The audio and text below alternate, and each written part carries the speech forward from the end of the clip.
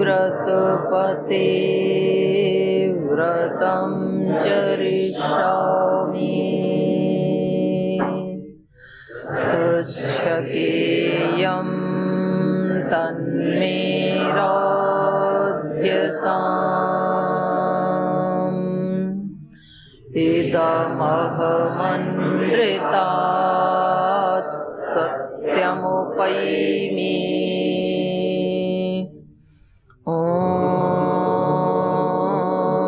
सहनाववतु सहनौ भुनक्तु सह वीर्यं करवावहै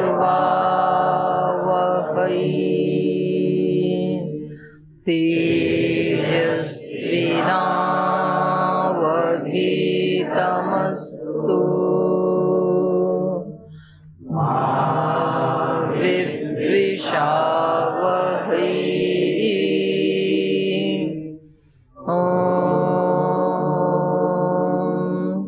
शांति शांति शांति।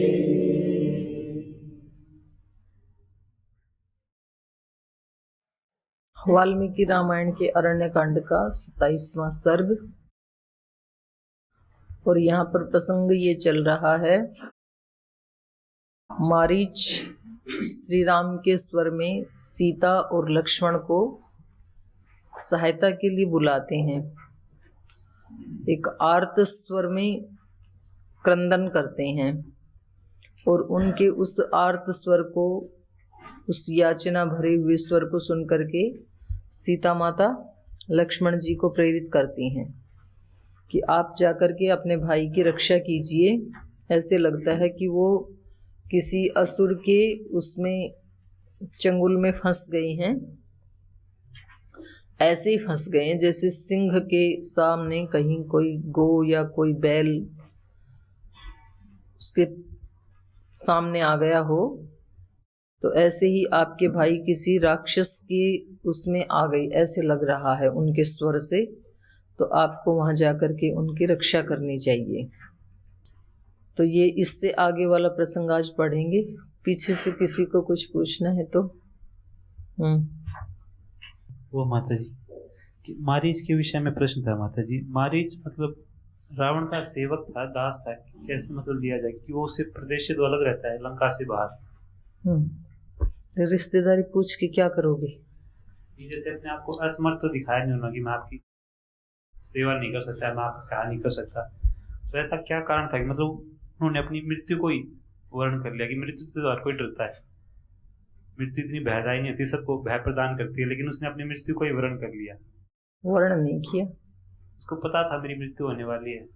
वर्ण नहीं किया, लेकिन रावण ने बोल दिया कि मारूंगा, काम नहीं करोगे तो। वर्ण नहीं किया, दंड मिला है। करे तो मरे, ना करे तो मरे। चलो पीछे वाले को दो। कोई खास प्रश्न नहीं है आपका, चिंतन करके नहीं पूछा आपने। ओ माता जी प्रणाम। टाइम पास नहीं करना मेरा। हाँ भाई। माता जी मेरे मन में प्रश्न आया था कि मंत्र जप और नाम जप में क्या अंतर है? नहीं, कोई अंतर नहीं है। बस नाम जप एक शब्द को कह देते हैं, जैसे राम राम, शिव, कृष्ण, ऐसे। और मंत्र जप में वो एक पूरा मंत्र होता है, मतलब बहुत सारे शब्द होते हैं। अंतर नहीं है, एक ही है। नाम जप कहो या मंत्र जप कहो। धन्यवाद। और जब मैंने कहा गंभीर प्रश्न पूछने हैं तो फिर प्रश्न ही बंद हो गए, ये तो वैदिक देव जी तो तुक्के मारता है बैठ करके, मतलब क्या संबंध था उनका, नाना था, चाचा था, फूफा था, तो इसलिए मैंने इनको मना किया, क्योंकि उससे कुछ निकल के नहीं आएगा ना इस वाले चिंतन से। चिंतन तो वो होना चाहिए जिससे कुछ निकल के आए। तो आप पूछ सकते हैं, आप ये ना सोचें भी मेरा प्रश्न पता नहीं अच्छा है कि नहीं है, तो प्रश्न कोई भी हो सकता है, बशर्ते कि वो अपना हो, जिज्ञासा पूर्ण हो, टाइम पास करने वाला ना हो। तो दूसरे के साथ चलो भी थोड़ा टाइम पास करते हैं। जी ओ माता जी, जी। व्यवहारिक प्रश्न में करना चाह रहा था। जैसे बचपन से सुनते ही आए थे, अन्न ब्रह्म है। हाँ। ब्रह्म स्वरूप। सही। तो जब आप थाली में लें अन्न तो पूरा खाएं, बिल्कुल भी तिनका भी नहीं छोड़ें। फिर जब कहीं जाते हैं किसी बड़े के घर में तो पूरा खाते हैं जैसा बताया गया है, तब कोई ऐसा आक्षेप करता है, अरे क्या आप पूरी थाली में कुछ नहीं छोड़ा, आपने पूरी थाली साफ कर दी, क्या खाने को नहीं मिलता क्या, कई दिन से भूखे थे क्या? तो ऐसे प्रश्न मतलब कहीं इधर उधर से सुनने को मिलता है। फिर जब कहीं भी ऐसे भंडारे आदि में जाते तो बोलते नहीं, अन्न ब्रह्म है, उसको पूरा खाइए, बिल्कुल नहीं छोड़ना है, पाप लगेगा नहीं तो। अब फिर आयुर्वेद में जब पढ़ते हैं सद्वृत्त में वर्णन, तो उसमें बोलते हैं कि थोड़ा सा छोड़ना चाहिए।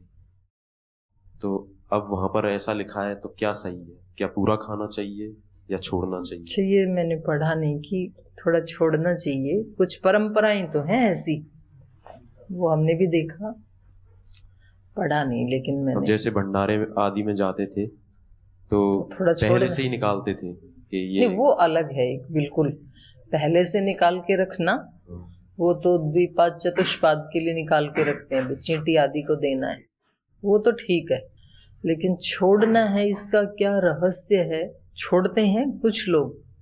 हम भी एक बार उड़ीसा गए थे तो एक बार थोड़ा थोड़ा डलवाया हमने भी, थोड़ा सा देना, फिर वो दोबारा आके जबरदस्ती डाल के खा रही थी, उतनी देर में डाल के गए। बहुत स्पीड से आते हैं, वो पूछते भी नहीं क्या चाहिए, आंधी तूफान की तरह आते हैं परोसने वाले, और एकदम ऐसे ऐसे से डाल के भाग जाते हैं। फिर बड़ी मुश्किल से उसको भी खाया, मतलब पेट भरने के बाद भी खाया कि भी झूठा नहीं छोड़ना है, जो आप बोल रहे हो ऐसे ही। फिर वो तीसरी बार फिर डाल गई, उनको लगा कि हमारे पेट ही नहीं भरा। तो अब हमारी ही हालत है, अब नहीं खा सकते हैं भाई, एक सीमा तक तो ठीक है। तो हमने कहा भैया ये आपने क्यों डाला? बोले आपने सारा खा लिया था इसलिए डाला। मैंने कहा हमारा तो पेट भर गया। बोले नहीं नहीं, हमारे यहाँ झूठा छोड़ना होता है, जरूरी है, तो जब तक आप खाते रहोगे हम डालते रहेंगे। तो मैंने कहा ये तो पता होता तो हम तो दूसरी बार ही छोड़ देते, कोई फालतू नहीं खाया है। अब ऐसे ही प्रश्न किसी से किया था मैंने, बहुत ही अच्छे भाई थे वो, बहुत पहले, कुछ सालों पहले। मैंने बोला कि आप भोजन छोड़ देते हो, ये ठीक नहीं है। बोले आपको पता है मैं ये करके आध्यात्मिकता का प्रचार कर रहा हूँ। मैंने बोला कैसे? बोले जो छोटे जीवाणु हैं उनके लिए भी भोजन होना चाहिए, तो मैं इसीलिए छोड़ता हूँ। सिंक में और तुक्का तो यही मारते हैं, लेकिन वो जाता तो नहीं है ना, वो तो हम उसमें नाली में ही डाल देते हैं। तो उसमें जो अब बोलो वहां भी कीड़े पैदा हो रखे हैं। तो देखो, जो हमने तो अपने गुरुजनों से सुना भाई, वो तो यही सुना है कि छोड़ना नहीं चाहिए। ठीक है, अपने को छोटे कीट पतंग को देना है ना, वो अलग से दे दो। जो बलिवैश्य देव यज्ञ बोला, तो आप चींटी को भी दाना डालो, ठीक है, आप गाय को भी दो, कुत्ते को भी दो, सबको दो, ये तो ठीक है, पर अपना झूठा छोड़ के दो, ये ठीक नहीं है। तो इससे कदाचित ये कोई ऐसी परंपरा चल पड़ी होगी कि भाई वैसे नहीं देते होंगे कीट पतंग आदि को, तो चलो झूठा छोड़ देंगे, तो फिर तो इसमें तो कोई कुछ कर नहीं सकता है, तो कम से कम इतना ही चला जाए। तो ऐसे कहीं चला हो तो नहीं पता। और जो आप आयुर्वेद का कह रहे हैं, तो आज एक बार देखते हैं सद्वृत्त किस प्रसंग में क्यों कहा है। तो सुना तो यही है अभी तक गुरुजनों से भी इतना ही। जैसे कहीं बाहर जाते हैं, हम भी जाते ही हैं ना, तो कभी तो वो खूब सारा दे देते हैं कटोरी भर भर के, तो फिर हम ऐसे करते हैं, सब कटोरियां निकाल के पहले बाहर रखते हैं और फिर एक चम्मच से थोड़ा एक एक चम्मच अपनी थाली में डाल के वो खाते हैं। उसको हमने हाथ भी नहीं लगाया। तो हम उनको बताते हैं भाई ये बिल्कुल शुद्ध है आपका, तो आप ले जा सकते हैं। तो ऐसे भी कर सकते हैं, झूठा तो नहीं छोड़ना चाहिए। किसी के काम आ जाएगा, किसी के काम आना है यदि मान लो, तो झूठा करके क्यों आए, सूचा ही दे दो। और जो स्टार्टिंग में निकालते हैं वो तो ठीक है, उन्होंने अभी झूठा नहीं किया। चलो और पूछेंगे। ऐसे ही प्रसंग में एक और आ रहा था प्रश्न के थोड़ा सा ही, जैसे कहीं जाते हैं तो देखा है कि कुछ लोग होते हैं एकदम मन के साफ, बोलते हैं हम तो हृदय के साफ हैं, कुछ भी हम सीधा सामने करते हैं, जो भी करते हैं एकदम छुपाते कुछ नहीं है, मन में कुछ और बाहर कुछ ऐसे।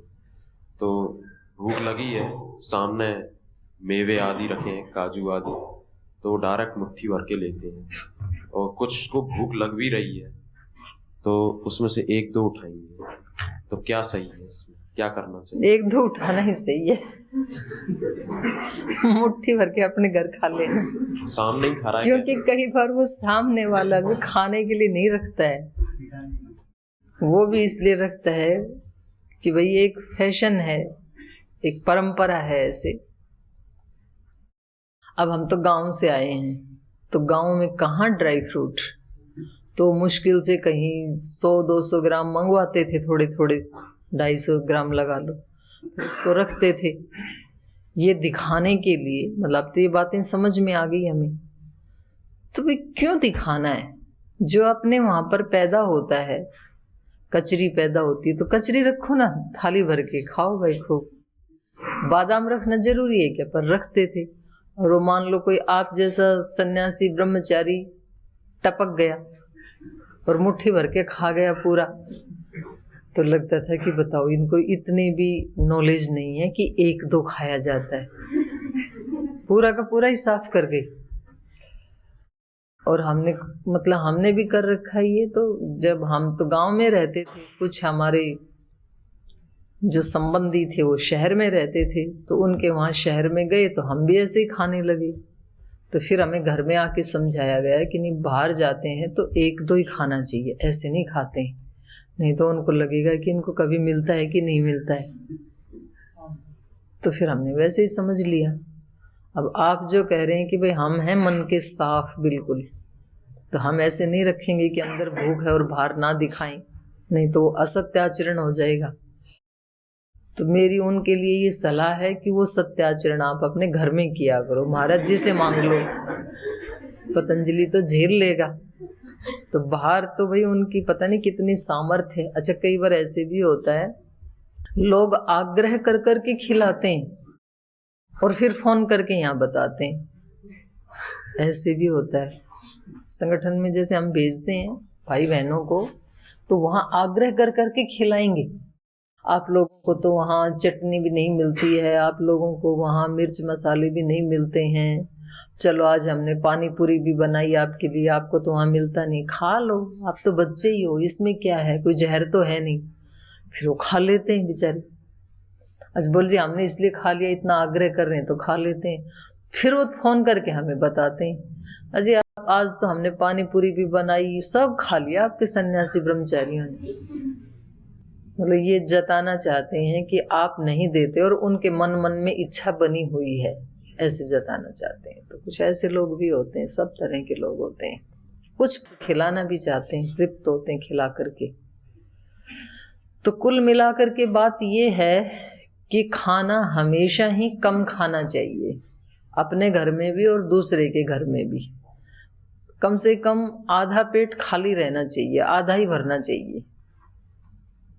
पहले तो 1/4 की बात सुनी थी हमने, पर अभी अपने अनुभव से भी ये पता लगा कि खाना खाए ना तो आधा ही पेट भरो, वो बहुत लाभकारी होता है।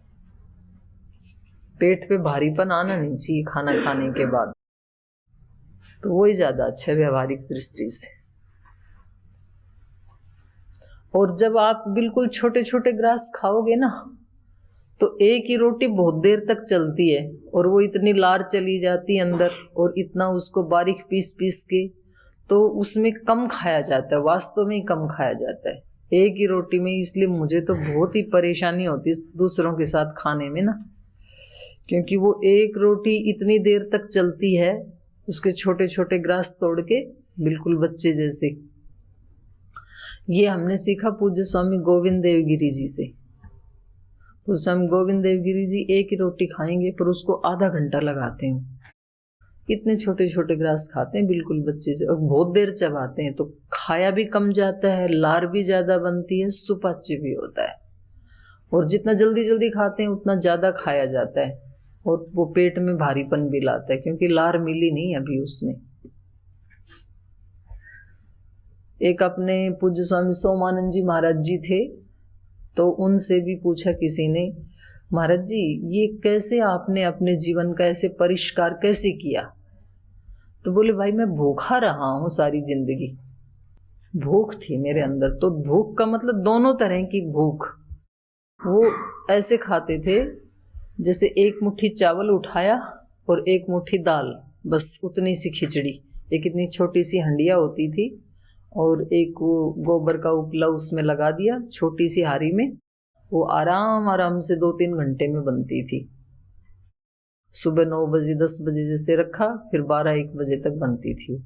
बस उतनी सी वो खिचड़ी ही खाते थे वर्षों तक। और वो ये बताते भी थे कि मैंने कभी भी पेट भर के नहीं खाया। और हम अपने पूज्य गुरुदेव को भी देखते हैं, कभी कभी मैंने ऐसे देखा महाराज जी को कि जैसे नॉर्मली महाराज जी जितना खाते हैं, किसी एक घर में खाना खाया तो वो इतना ही खाते हैं, इतनी सी लौकी, मतलब बच्चे जितना ही खाते हैं। और फिर तुरंत हमें किसी दूसरे के घर में जाना था तो वहां भी इतना ही खाया, फिर तुरंत तीसरे के घर में जाना था, वहां भी इतना ही खा लिया। तो मैंने कहा महाराज जी आप आज आपने मतलब 3 गुना कैसे खाया? आपको रोज इतनी भूख रहती है या आज आपने कुछ ज्यादा खाया है? तो बोले मेरी कैपेसिटी इतनी है, कहो तो अभी इतना और खा सकता हूँ। तो इसका मतलब जानबूझ के नहीं खाते हैं, उन्होंने अपना एक सेट कर रखा है कि जीने के लिए इतना खाना बस पर्याप्त है, इससे ज्यादा नहीं खाना। 100 ग्राम खाना है तो बस 100 ही ग्राम खाना है। अब क्षमता तो है उनकी 500-700 ग्राम खाने की। तो ऐसे ये जो साधक होते हैं, योगी होते हैं, वो कम ही खाते हैं, कम खाते हैं, गम खाते हैं। तो लिखा होता है कम खाओ गम खाओ तो कभी बीमार नहीं होगे। चलिए और कोई प्रश्न? चलो आगे। बहनों के कोई प्रश्न नहीं होते। जब मैंने कहा तो 1-2 दिन पूछा यूनिवर्सिटी वालों ने, तो इन्होंने उनका आक्रंदन सुन करके लक्ष्मण जी को बोला, आक्रंदमानम तु वने भ्रातरम त्रातुम अर्हसि रक्षसाम वशम आपन्नम सिंहानामिव गोवृषम।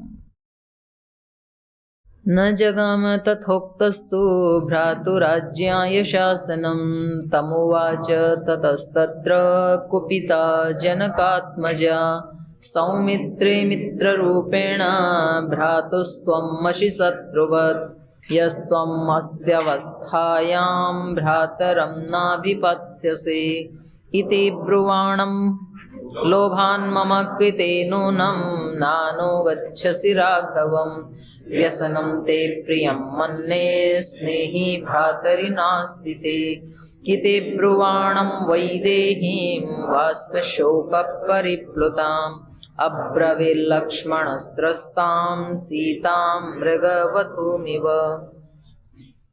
तो जैसे ही उनका आक्रंदन सुना, उनका आर्त स्वर सुना, तो ये लक्ष्मण जी को जाने के लिए प्रेरित करती हैं।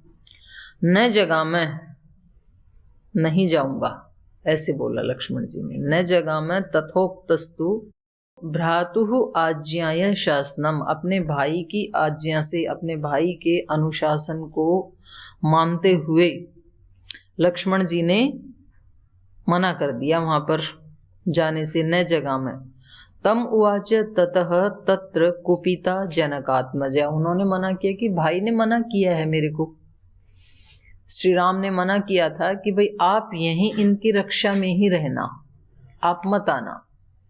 तो इन्होंने कहा कि मुझे आज्ञा नहीं है, और क्योंकि मेरा जीवन है अपने भाई की आज्ञा पालन करने का, तो मेरे जीवन का उद्देश्य ही वही है, तो मैं उनके अनुशासन को नहीं तोड़ सकता हूँ। तो अब माता जी कुपित हो गई। जनकात्मजा कुपिता ततः तत्र तम उवाच। अब क्रोधित होकर के कहने लगी, जैसे कल बात चल रही थी ना कि चाहे कोई कितना भी ऊंचा साधक भी क्यों ना हो, योगी भी क्यों ना हो, जिस क्षण वो सावधान नहीं होगा, अलर्ट नहीं होगा, तो ऐसा व्यक्ति भी नेगेटिविटी में आ सकता है। ऐसा व्यक्ति भी कुछ क्षण के लिए नकारात्मकता को प्राप्त हो सकता है। तो यहाँ सीता माता की ऐसी ही स्थिति है, क्योंकि भय के कारण इनका चित्त विचलित हो गया है। और जब हमारा चित्त विचलित होता है, उस समय हम क्या बोलेंगे, क्या करेंगे, तो वो हमें खुद भी सुध बुध नहीं रहती है। भय के कारण, लोभ के कारण, क्रोध के कारण, मोह के कारण, ईर्ष्या के कारण, द्वेष के कारण, ये सब असुर ही हैं। तो जब माया का प्रभाव होता है, जब आसुरी वृत्तियां या आसुरी शक्तियां हमें अपने उसमें ले लेती हैं, प्रभाव में ले लेती हैं, तो उस समय अच्छा व्यक्ति भी, इसलिए बोलते हैं कि भाई भगवान जिनको दंड देना चाहते हैं तो उनकी बुद्धि को विभ्रमित कर देते हैं। बुद्धि जब नष्ट होती है तो फिर अपने आप ही सर्व विनाश हो जाता है।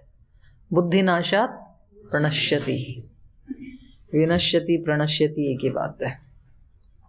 तो इन्होंने तो मना किया, लेकिन ये कुपित होकर के, और कुपित होकर के भी मतलब ज्यादा ही कुपित हो गए। उसमें भी कैटेगरी हैं। एक तो होता है कि थोड़ा सा एक कदम नीचे आना, एक होता है मीडियम, और एक तो होता है कि फिर एकदम सीमा पे ही पहुंच जाना नकारात्मकता की। तो यहाँ माता जी तो मतलब ऐसे शब्द बोल रही हैं कि जो लक्ष्मण जी के लिए बिल्कुल भी ठीक नहीं है। कहाँ वो एक सेवा की पराकाष्ठा में हैं, और कहाँ माता जी इतना ऐसे सोच रही हैं उनके बारे में। तो ऐसे भी हो जाता है कभी कभी। सौमित्रे मित्र रूपेण भ्रातुः त्वम् असि शत्रुवत्। हे सौमित्र, मुझे तो इस समय ऐसे प्रतीत हो रहा है कि मित्र के रूप में तुम अपने भाई के शत्रुवत हो। अब ये तो बहुत कठोर शब्द है ना। तो कहाँ लक्ष्मण की चेतना, और कहाँ अभी माता जी ने एकदम से उनको ऐसे कह दिया कि मुझे ऐसे लग रहा है कि आप मित्र के रूप में अपने भाई के शत्रु जैसे ही हो। सौमित्रे मित्र रूपेण भ्रातुः त्वम् असि शत्रुवत् यस्तु अस्याम अवस्थायाम भ्रातरम न अभिपत्स्यसि। क्योंकि इस अवस्था में, जबकि वो इतने आर्त स्वर में पुकार रहे हैं, हा सीते, हा लक्ष्मण, ऐसी विपत्ति में वो फंसे हुए हैं, और इस अवस्था में आप न अभिपत्स्य से, उनकी रक्षा के लिए नहीं जा रहे हो। पारक्षण है ना, तो अभिपत्स्य से, ऐसी विपत्ति में पड़े हुए भी अपने भाई की सहायता आप नहीं कर रहे हो, तो कब करोगे? इससे बुरी स्थिति कब आएगी? तो आप मित्र का ढोंग कर रहे थे, सेवा का ढोंग कर रहे थे। वास्तव में आप सेवक नहीं, आप उनके शत्रु मालूम पड़ते हो मेरे को। तो कैसा लगा होगा लक्ष्मण को? तो फिर भी वो डटे ही रहे। तो फिर आगे और कहा माता जी ने, लोभान मम कृते नूनम नानुगच्छसि राघवम। नूनम, निश्चित रूप से मुझे ऐसे लग रहा है, राघवम न अनुगच्छसि, राघव के का अनुसरण तुम इसलिए नहीं कर रहे हो, मम लोभात कृते, आपके मन में मेरे प्रति लोभ है कि राम यदि मृत्यु को प्राप्त हो जाएं तो सीता मुझे मिल जाएगी। तो ये तो कुछ ज्यादा ही रसातल में पहुंच गए ना, ज्यादा ही हल्का सोच लिया। एक तो होता है ना किसी व्यक्ति के बारे में भाई थोड़ा सा हल्का सोचना, और एक फिर ऐसा हो जाता है कि बहुत ही ज्यादा हल्का सोच लिया, तो उतना उचित नहीं है। ऐसा तो नहीं सोचना चाहिए कभी भी किसी के बारे में भी। मतलब आदमी को उतना गिरना चाहिए कि वहां से उठने की कम से कम चांस हो, इतना रसातल में नहीं गिरना चाहिए कि वहां से उठना ही मुश्किल हो जाए, हम वहीं पड़े ही रह जाएं। इतना नीचे नहीं जाना चाहिए कभी भी। तो ये कुछ ज्यादा ही हो गया। लोभान मम कृते नूनम नानुगच्छसि राघवम। मुझे लग रहा है निश्चित रूप से मेरे प्रति आपके मन में लोभ है, मुझे पाने की इच्छा है, इसलिए राघवम न अनुगच्छसि, आप राघव के पास नहीं जा रहे हैं, उनका अनुसरण नहीं कर रहे हैं। व्यसनम ते प्रियम मन्ने स्नेही भ्रातरी नास्ति ते। मुझे तो ऐसे लग रहा है कि ये आपका व्यसन ही है, मतलब आपको ये अच्छा ही लग रहा है। व्यसनम ते प्रियम मन्ने, लगता है कि इस स्थिति में श्री राम का गिरना या उनको डालना ये ते प्रियम मन्ने स्नेही भ्रातरी नास्ति ते, तुम्हारे मन में अपने भाई के प्रति स्नेह नहीं दिखाई दे रहा है। ते स्नेही भ्रातरी नास्ति, मुझे लग रहा है आपका अपने भाई के प्रति स्नेह तो नहीं ही है, क्योंकि ऐसी विपत्ति में आप जाने के लिए मना कर रहे हैं, जबकि आपको स्वयं ये आर्तनाद सुनते ही दौड़ जाना चाहिए था धनुष लेकर के। तो एक तरफ ये भी यहाँ पर लग रहा है कि माता जी भी श्री राम को एक आदर्श पुरुष के रूप में तो वो जानती हैं, ठीक है, लेकिन वो ऐसे एक अवतारी सत्ता है कि भाई उनको कोई नहीं मार सकता है, ये विश्वास इनके मन में यहाँ नहीं दिखाई दे रहा है। बहुत ज्यादा विचलित हो गई है ना, तो क्या श्री राम के ऊपर इतना विश्वास नहीं है माता जी को, ऐसे लग रहा है यहाँ पर। और ये कह रही है व्यसनम ते प्रियम मन्ने, मुझे तो लग रहा है कि अपने भाई को विपत्ति में डालना, उनको तड़फते हुए देखना, ये आपको अच्छा लग रहा है, शायद आप आनंद ले रहे हैं। प्रियम मन्ने ते, शायद तुम्हें ये अच्छा लग रहा है। इति ब्रुवाणम वैदेहीम वाष्प शोक परिप्लुताम, और आंसू गिर रहे हैं, शोक में निमग्न हो रही हैं, बहुत विचलित हो गई हैं सीता माता। वाष्प शोक परिप्लुताम सीताम लक्ष्मण अब्रवीत, त्रस्ताम सीताम, जो बहुत भयभीत हैं। मृग वधूमिव, जैसे डरी हुई कोई हरिणी होती है, मृग वधू मतलब कोई कम उम्र की जो हरिणी होती है, हरिणी का बच्चा कह दो आप, तो वो थोड़ी सी आहट से बहुत ज्यादा भयभीत हो जाती है। तो ऐसी स्थिति यहाँ पर सीता माता की दिखाई दे रही है। तो वो बहुत शोक से परिप्लुत हैं, डूबी हुई हैं, आंसुओं से उनका चेहरा भरा हुआ है, बहुत त्रस्त हैं, भयभीत हैं, डरी हुई हैं, असुरक्षित अपने आप को मान रही हैं। तो ऐसी स्थिति में लक्ष्मण जी को बोल रही हैं।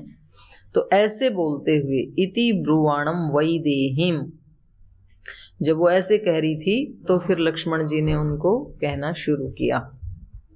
पन्नगासुर गंधर्व देव मानुष राक्षसैः अशक्य तव वैदेही भर्ता जेतुं न संशयः त्रिभिर्लोकैः समुद्युक्तैः शिश्वैरपि सामरैः हृदयं निर्वृत्तं तेस्तु संतापस्त्यज्यतामयम् आगमिष्यति ते भर्ता शीघ्रं हत्वा मृगोत्तमं न च तस्य स्वरो व्यक्तं मायया केनचित् कृतः न्यासभूतासि वैदेही न्यस्ता मयि महात्मना रामेण त्वं वरारोहे न त्वां त्यक्तुं मिहोत्सहे लक्ष्मणेनैव मुक्ता सा क्रुद्धा संरक्तलोचना अब्रवीत् परुषं वाक्यं लक्ष्मणं सत्यवादिनं